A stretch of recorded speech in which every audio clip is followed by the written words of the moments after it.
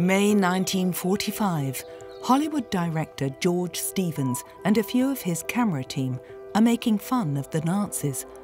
Adolf Hitler is dead and the Wehrmacht has finally been defeated. A bit of tomfoolery, perhaps to blot out memories of the horrors of Dachau. Stevens is in no hurry to return to Hollywood. He is determined to document the end of the Nazi regime as accurately as possible. Consequently, he and his team have also come to Berchtesgaden.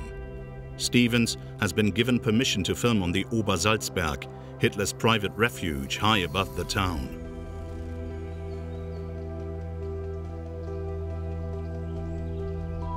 The Berghof is a ruin, a symbol of the demise of a murderous ideology.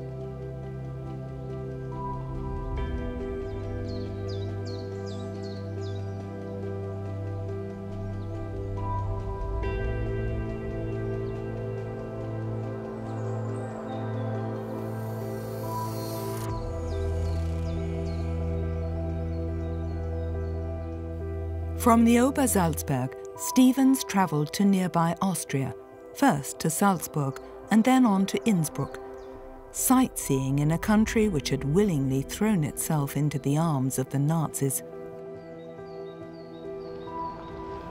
The small camera team also drove to the Brenner Pass, on the border with Italy and South Tyrol.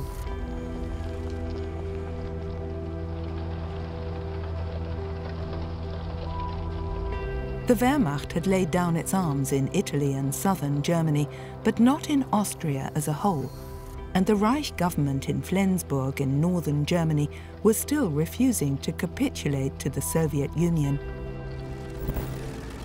May the 6th, 1945. On behalf of Admiral Dönitz, Colonel General Alfred Jodl had flown to Reims in France to sign the declaration of the unconditional surrender of Nazi Germany.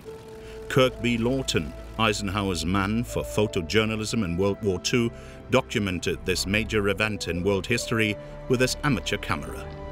Jodl still had hopes of securing a separate armistice with the Western Allies. Negotiations in the Allied headquarters were deadlocked for hours.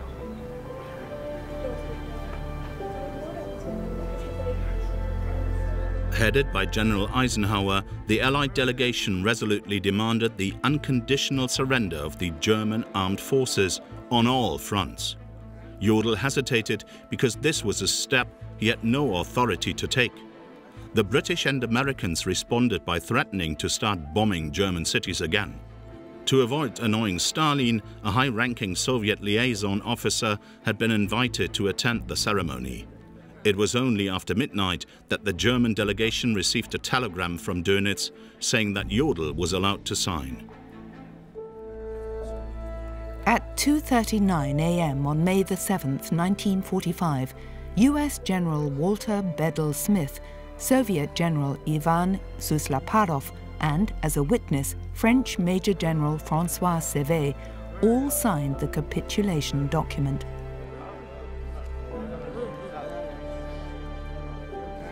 Then it was Alfred Jodl's turn to add his signature.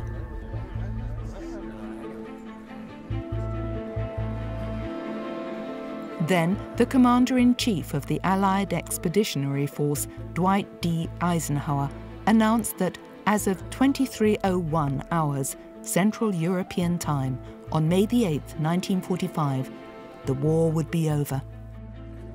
We, the undersigned, acting by authority of the German High Command, hereby surrender unconditionally to the Supreme Commander, Allied Expeditionary Force, and simultaneously to the Soviet High Command, all forces on land, sea, and in the air who are at this date under German control.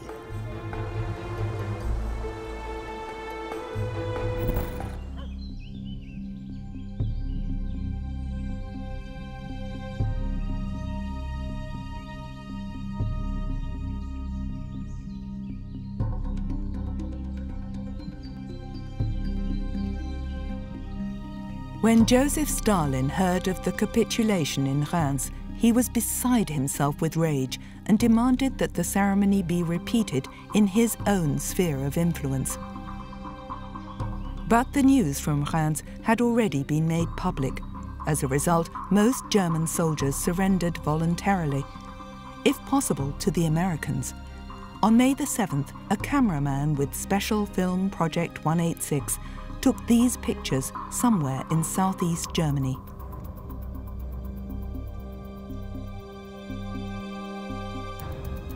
In Tyrol on the evening of May the 7th, author Erich Kästner wrote in his diary, Flensburg radio station has announced that Jodl has signed the capitulation document and that it will come into force tomorrow. But the radio station in Bohemia has called the report a fabrication concocted by the enemy. In Berlin, the Russians claim to have found the corpses of Goebbels, his wife, and their children. Now the radio stations have ceased broadcasting. It is quiet here. The only sound is that of cockchafers, those little armored insects flying headfirst into the illuminated window.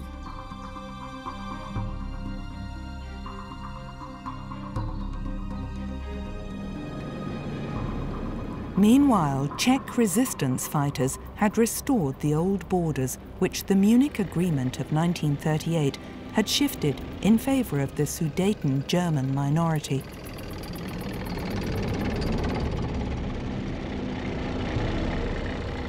Over the past 2 weeks, US General George S. Patton had advanced 30 to 40 kilometers a day, an almost incredible rate of progress. In early May 1945, his troops had crossed the border into Bohemia.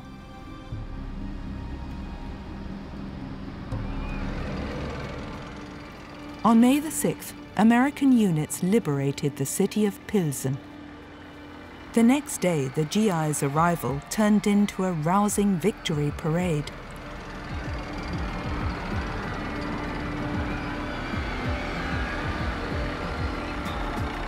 Thousands of Pilsen's citizens welcomed the Americans with boundless joy.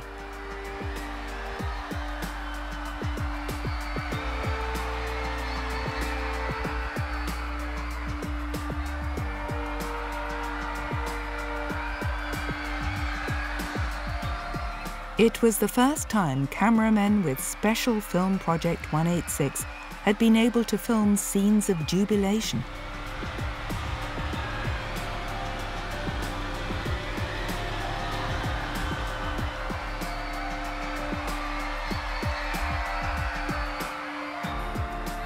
Gone were people's fears that their hometown could still be turned into a battlefield. Yet that nearly happened, because in Pilsen and the surrounding area, the Germans still had around 15,000 troops who were determined to crush any attempts by the Czechs to revolt.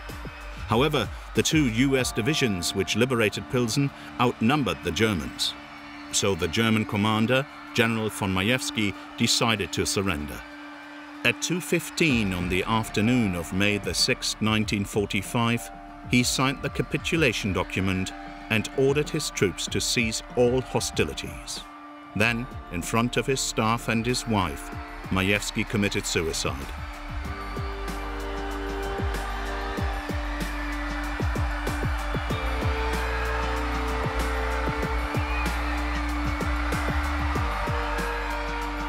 The American liberators remained in Pilsen for 7 months.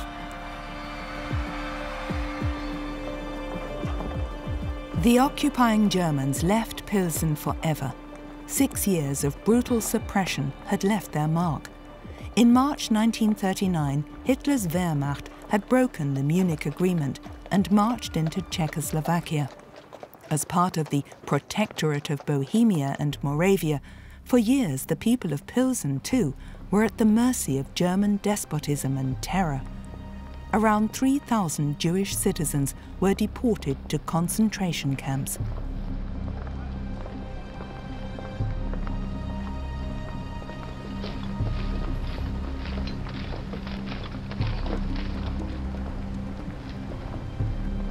Right up until Germany's capitulation, Field Marshal Ferdinand Schörner and his troops were entrenched in Bohemia.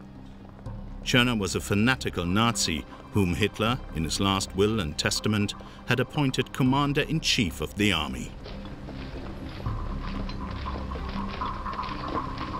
In line with the maxim, strength through fear, Schörner used brutal methods to put his troops under pressure. Deserters were hanged from the nearest tree with a sign round their necks saying, "I refuse to protect German women and children." Propaganda Minister Joseph Goebbels commented on this attitude as late as March 1945.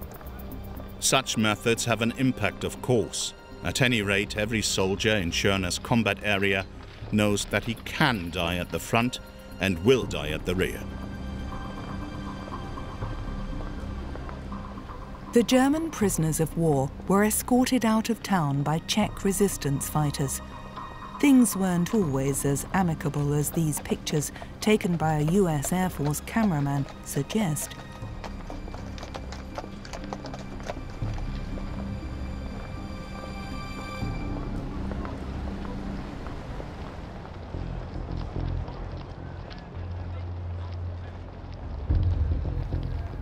In places where, prior to the arrival of the Allies, a vacuum had formed, excessive violence was common.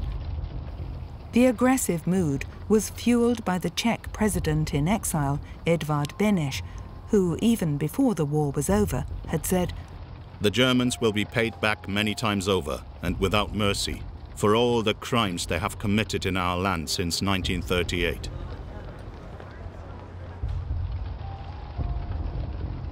The Americans came across the victims of acts of vengeance time and again.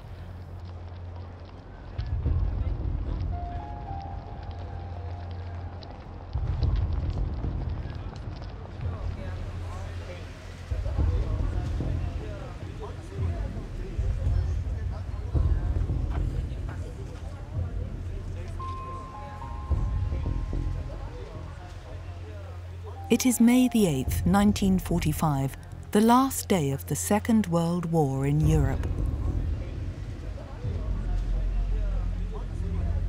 The Czechs celebrated their American liberators, but they had nothing but contempt for their former tormentors.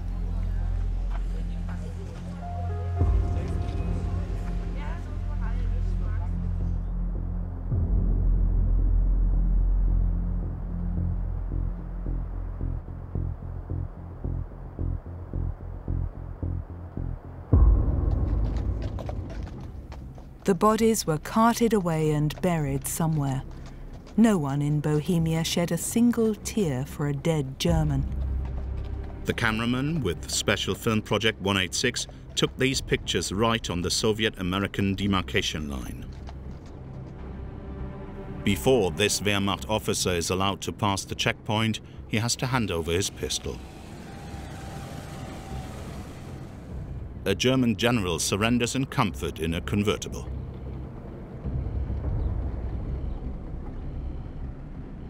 A US military policeman then drives him to a special prisoner of war camp for high-ranking officers.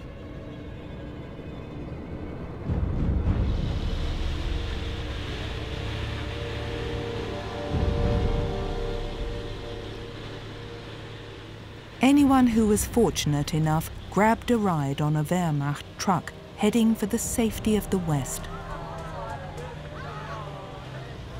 Among the endless convoy of German soldiers, there were also some trucks carrying jubilant Czechs.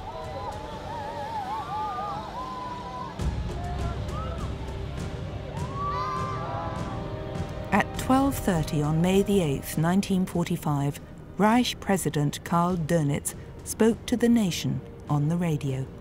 Men and women of Germany, in my address on May the 1st, in which I informed you of the death of the Führer and my appointment as his successor, I stated that my first task was to save German lives.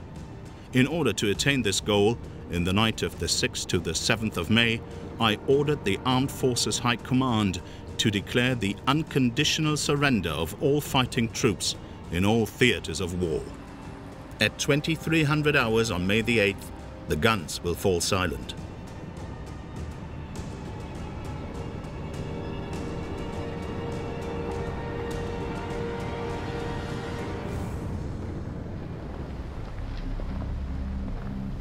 Most of the defeated German soldiers had to make their way into captivity on foot. This is how one soldier remembered May the 8th, 1945. We were really frightened. All we could think about was what awaited us over the next few days. What would happen to us in Czechoslovakia, surrounded as we were with no way out? Then suddenly the war was over. The new Führer of what was left of the Reich, Grand Admiral Karl Dönitz, announced the unconditional surrender of the Reich and the Wehrmacht. At long last the war was over. Years of destroying human lives and property were over. But what would become of us Germans now? My life had been preserved, but how would I be able to shape it? Would there be any real possibilities open to me?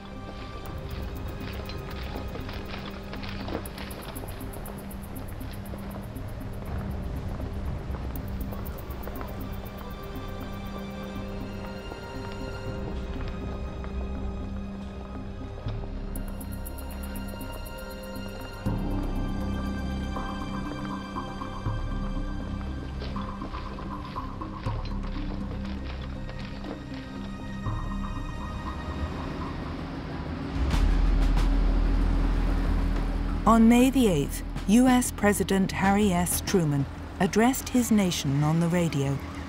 This is a solemn but a glorious hour. Our rejoicing is sobered and subdued by a supreme consciousness of the terrible price we have paid to rid the world of Hitler and his evil band.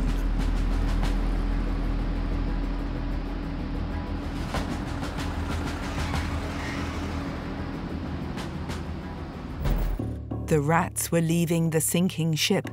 On May the 8th, 1945, in Kitzingen near Würzburg, a German war hero allowed himself to be filmed by a cameraman with Special Film Project 186. Together with his squadron, fighter and bomber pilot Hans-Ulrich Rudel had flown out of Bohemia to surrender to the Americans. Rudel was the only member of the German armed forces to be awarded the Knight's Cross with golden oak leaves, swords and diamonds. He was also a fanatical Nazi. In March 1945, while still in a military hospital after being seriously wounded by Soviet anti-aircraft fire, Rudel appeared on Joseph Goebbels' weekly propaganda newsreel, exhorting the Germans to stand firm. This time it is not about personal sacrifices. We all need to grit our teeth and willingly accept these sacrifices. And in the end, this nation of ours, which up to now has fought so courageously and has indeed gritted its teeth, will achieve final victory.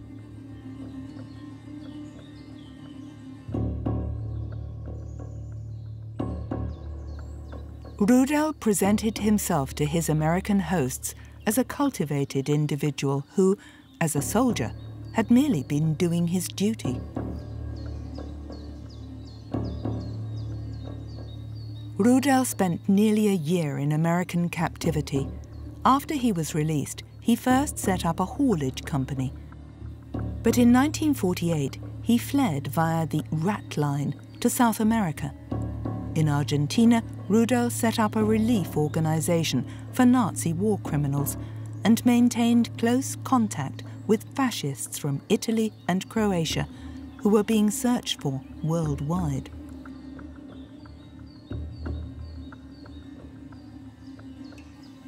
Rudel ended the war as an amputee, but still firmly convinced that National Socialism had been a good idea.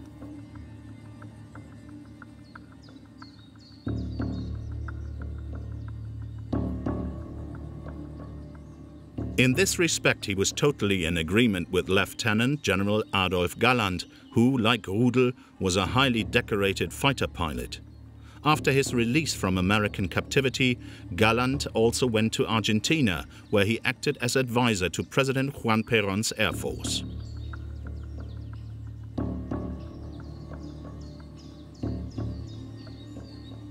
When Perón was ousted from power, Adolf Galland returned to Germany, while Hans-Ulrich Rudel served the dictators of Paraguay and Chile. In Chile, he occasionally resided in the notorious Colonia Dignidad torture commune. For the rest of his life, Rudel maintained close contact with the neo-Nazi scene in Germany. The funeral of the Nazi war hero in 1982 turned into a macabre showpiece. Old comrades bade farewell with the Hitler salute. German Air Force jets made a low-level pass over the cemetery, and the mourners sang all three verses of the German national anthem.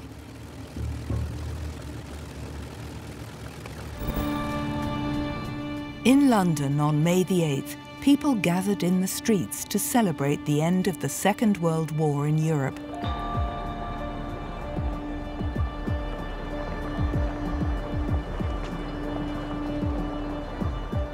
In his memoirs, British Prime Minister Winston Churchill wrote, "The unconditional surrender of our enemies was the signal for the greatest outburst of joy in the history of mankind. The Second World War had indeed been fought to the bitter end in Europe. The vanquished as well as the victors felt inexpressible relief. Weary and worn, impoverished but undaunted, and now triumphant, we had a moment that was sublime. We thanked God for the greatest of his blessings, the feeling that we had done our duty."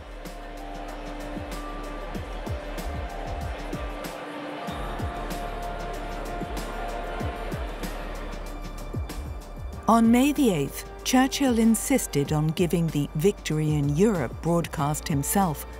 It was almost 5 years to the day, on May the 10th, 1940, he had assumed leadership of a national coalition government in Britain's darkest hour.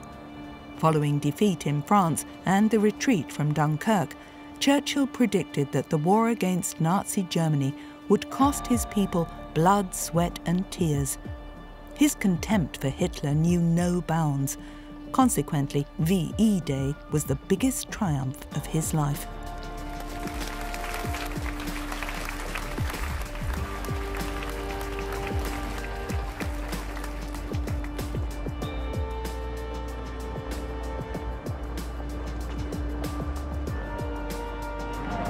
As Churchill drove through London, the crowds cheered him.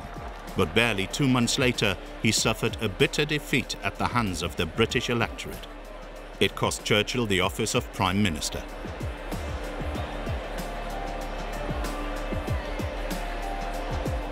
Walking behind the Sergeant-at-Arms, who is bearing the ceremonial mace of the House of Commons, Speaker Douglas Clifton heads for Westminster Abbey, followed by the Prime Minister and His Majesty's government.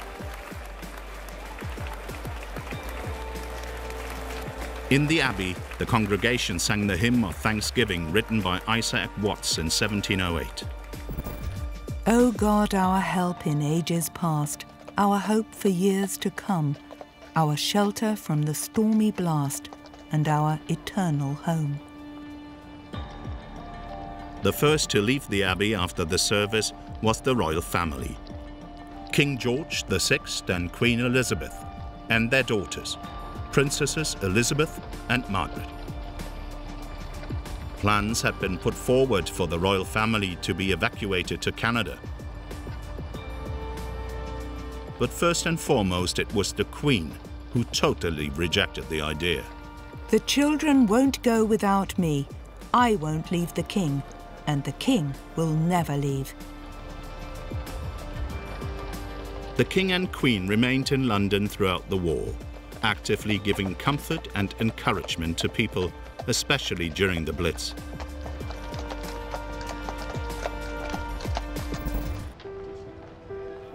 May the 9th, 1945. At a barracks in Wiesbaden, liberated Soviet slave workers celebrate victory over Germany. Most of them had been deported to the Third Reich after the Nazis occupied the Ukraine and Belarus. The women were put to work mainly in armaments factories.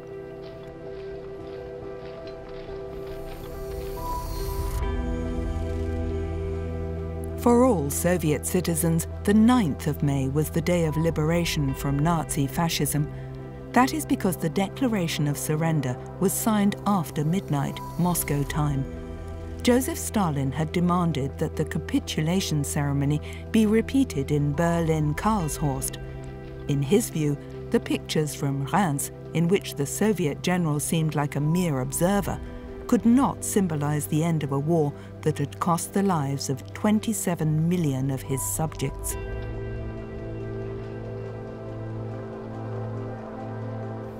On May the 9th, a camera team with Special Film Projects 186 took this footage of the victory celebrations in Wiesbaden, at which a statement by the Soviet dictator was read out. 3 years ago, Hitler declared for all to hear that his aims included the dismemberment of the Soviet Union and the wresting from it of the Caucasus, the Ukraine, Byelorussia, the Baltic Islands, and other areas. He declared bluntly, "We will destroy Russia so that she will never be able to rise again." This was 3 years ago. However, Hitler's crazy ideas were not fated to come true. The progress of the war scattered them to the winds. In actual fact, the direct opposite of the Hitlerese ravings has taken place. Germany is utterly defeated. The German troops are surrendering. The Soviet Union is celebrating victory, although it does not intend either to dismember or to destroy Germany.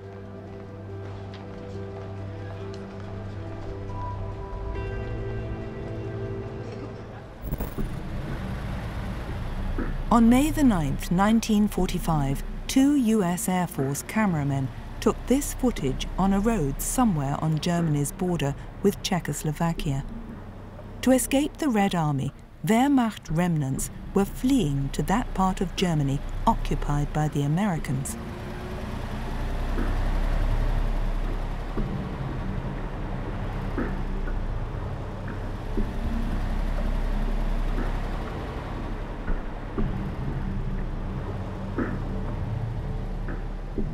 Their supreme commander, Field Marshal Friedrich Schörner, had long since left his troops in the lurch and absconded. On May the 9th, dressed in civilian clothes and with several thousand marks from government coffers in his possession, he had flown in a Fieseler Storch to Austria, where a short time later he was arrested by the Americans.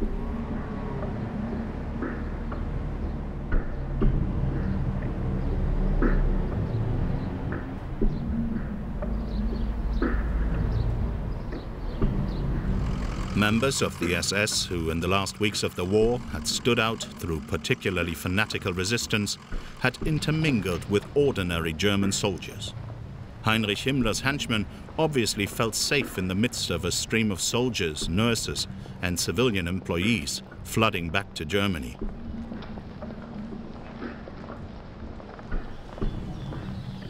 These child soldiers have also survived. Some Germans were immaculately dressed when they surrendered to the Americans. Exuding self-confidence, this lieutenant colonel with the Waffen-SS presented himself to the Americans as an adversary on an equal footing. But the GIs were not impressed. They knew all about the atrocities the SS had committed against captured US troops in the Ardennes. In the eyes of the 2 cameramen with Special Film Project 186, this officer was obviously a perfect example of the German master race. On the other side of the border, in the small village of Tannenbergstal in the Vogtland region, convoys of German troops who had surrendered to the Americans were gridlocked.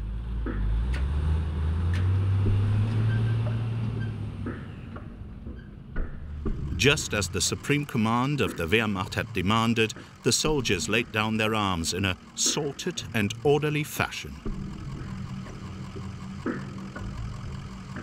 On May the 9th, 1945, around 10 million Germans laid down their arms, the relics of a war which their Supreme Commander, Adolf Hitler, had long planned and which, worldwide, had claimed around 60 million lives.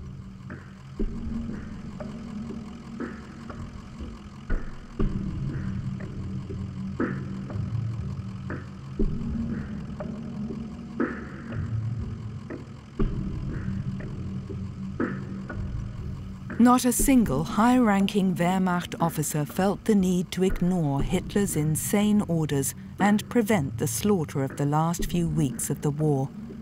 Even after the Führer had committed suicide, the fighting still continued. Thus, in the final week of the Second World War, 95,000 German soldiers met a senseless end.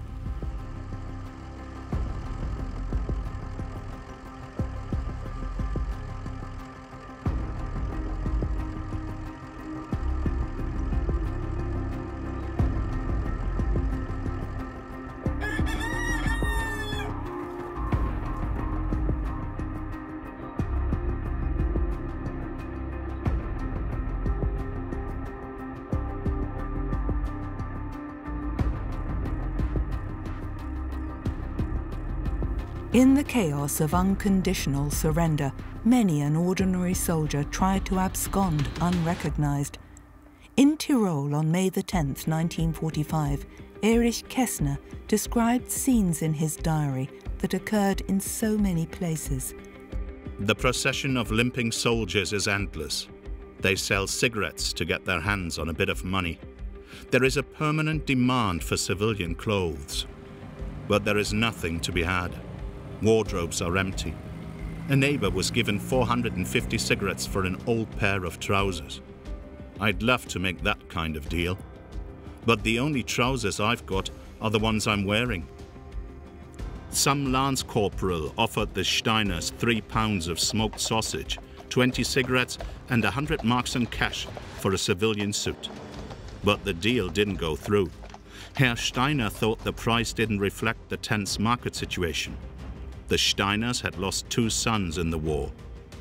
When a bystander pointed out that their suits could be sold, the mood turned ugly. But the old man swallowed his anger and slammed the door.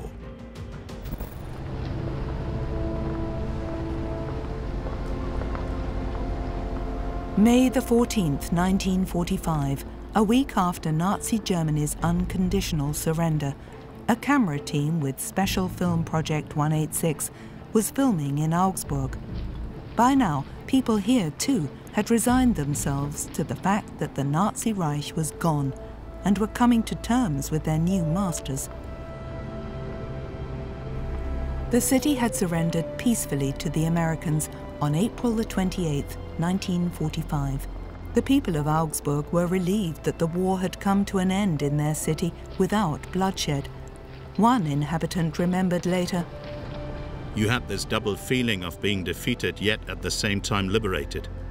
Defeat had to come. You could almost touch it. But only very slowly did we realize what being liberated really meant."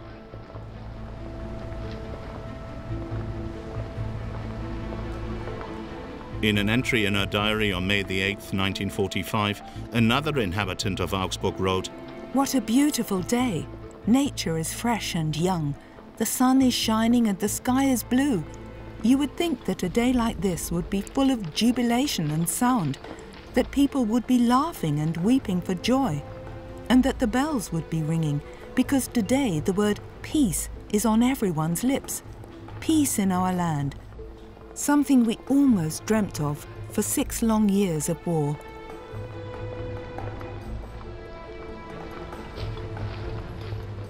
The people of Augsburg were going to work or taking a walk as if there had never been any enthusiasm for Hitler or any war crimes. But the victors had their doubts about the seemingly unpolitical attitude of the Germans. They asked awkward questions. Who had been a member of the Nazi Party? Who had stood by as Hitler's crimes were committed? And who bore personal guilt? General Eisenhower's Proclamation No. 1 stated, "We come as conquerors, but not as oppressors. We shall obliterate Nazism and German militarism. We shall overthrow the Nazi rule, dissolve the Nazi Party, and abolish the cruel, oppressive, and discriminatory laws and institutions which the party has created."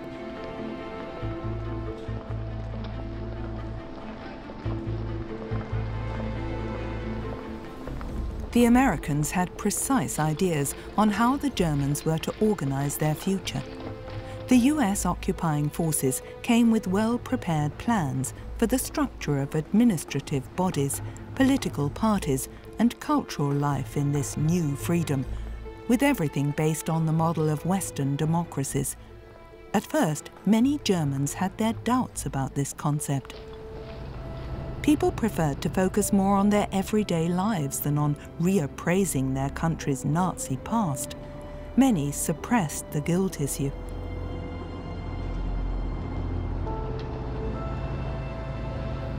Ultimately, hundreds of thousands of denazification tribunals took place.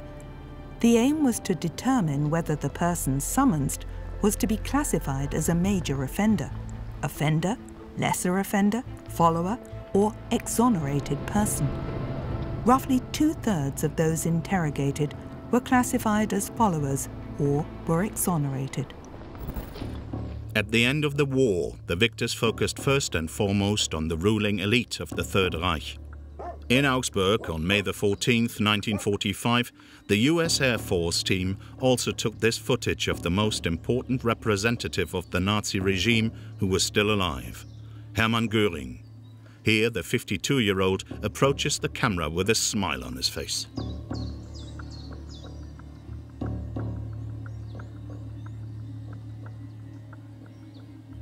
The dazzling Reichsmarschall had long been Hitler's deputy, but just before the end of the war, the Nazi leader had removed Göring from all his positions. Firmly convinced that he would become the Führer's successor, Göring had surrendered to the Americans and been taken to the US interrogation center in Augsburg.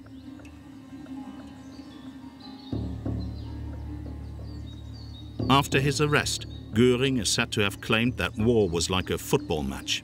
At the end, the loser shakes the winner's hand and all is forgotten. With charm and cunning, the prominent prisoner obviously wanted to evade responsibility. Following an improvised press conference, author Klaus Mann, who was working in defeated Germany as an American reporter, had this to say about Göring. You can't even say that he looked particularly unsympathetic. Rather the opposite, in fact. Admittedly, his face did display a certain brutality. And there was often a really evil glint in his eye. His overall appearance was that of a condottieri, someone who, despite all the cruelty he exuded, still had a touch of joviality about him.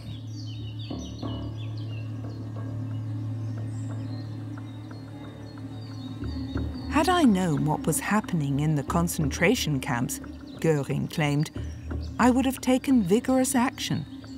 Like most Germans, Göring too saw no need to account for the past. The victors took a different view.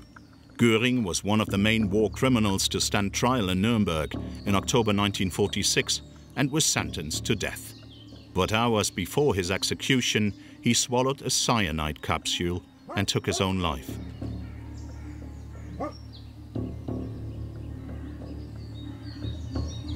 The main thing, he is said to have commented, is that for 12 years I had a good life.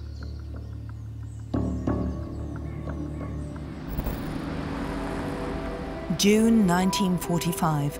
Hollywood director George Stevens and his camera team are on their way to Hamburg. Stevens would rather have been heading for Berlin, but Western reporters were not yet allowed into the German capital, which was in Soviet hands. Stevens had been waiting for special permission ever since Germany's unconditional capitulation. In the meantime, it had become clear that on July the 1st, the Allies would be able to occupy their sectors in Berlin. Only then would Stevens also be allowed to visit the German capital. On arrival in Hamburg, Stevens and his team first went to the city's world-famous port to do some filming. The Kehrwiederspitze was still largely intact, but around 80% of the port area had been destroyed in bombing raids. Vast amounts of rubble and numerous wrecks had made the navigation channels impassable. Curious, a few children approached the American camera team and let themselves be filmed. The Hafenstraße with the old Elbe tunnel.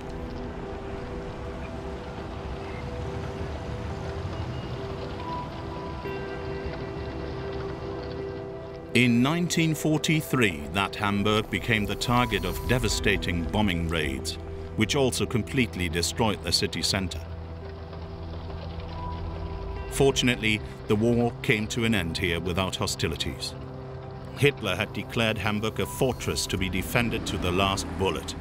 But the city's military leaders ignored the order to destroy its vital port installations. On May 3rd, 1945, Hamburg was peacefully handed over to the British.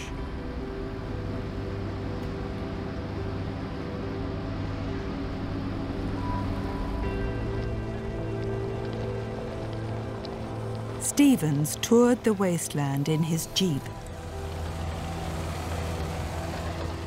In Operation Gomorrah, which the Allies mounted in late July 1943, hundreds of thousands of incendiaries caused firestorms of untold ferocity, which claimed 34,000 lives. Author Hans Erich Nossack wrote about the wholesale destruction of his hometown. Someone might think that it is hard to stand where you had lived for many years, and where there is now nothing, that you would perhaps sigh or sob. But it is not hard, simply incomprehensible. So incomprehensible that you cannot weigh it. Indeed, that weight is so appallingly heavy, it is almost impossible to describe. Having a roof over their head, a home, and enough food to keep their families alive was the very minimum of security that people in occupied Germany now wished for.